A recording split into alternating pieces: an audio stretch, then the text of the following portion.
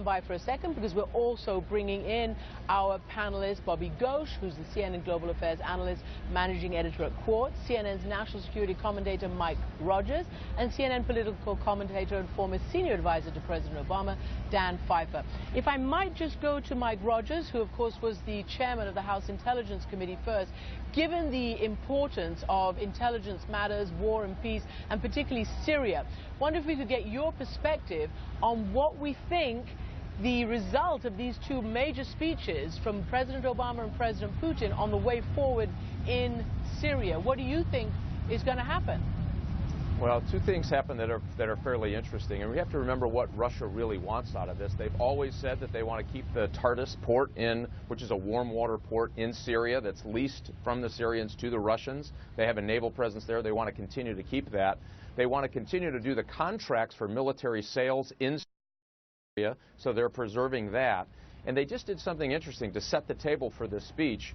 They just cut a deal between the Syrians, Iran, and Iraq on an intelligence sharing regime, which means the Russian intelligence services are going to have a broader, more deeper involvement in those regions. And if you think about the dramatic change of that, 12 months ago, it would have been very difficult for Russian intelligence to operate freely in Iraq in any capacity.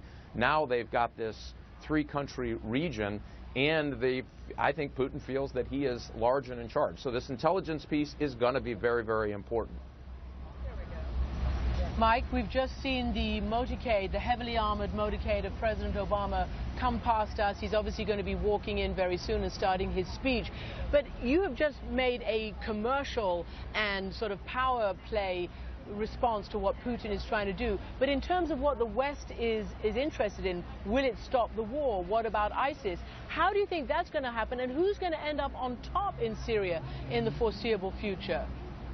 Well, if you look at the facts that we know on the ground today, it's clearly going to be Russia. So they have this new deal in Iran, the nuclear deal, of which Russia is all over, and they're signing contracts that cannot be undone, according to the nuclear deal, even if they find Iran cheating. So that is a stable relationship that's only going to grow.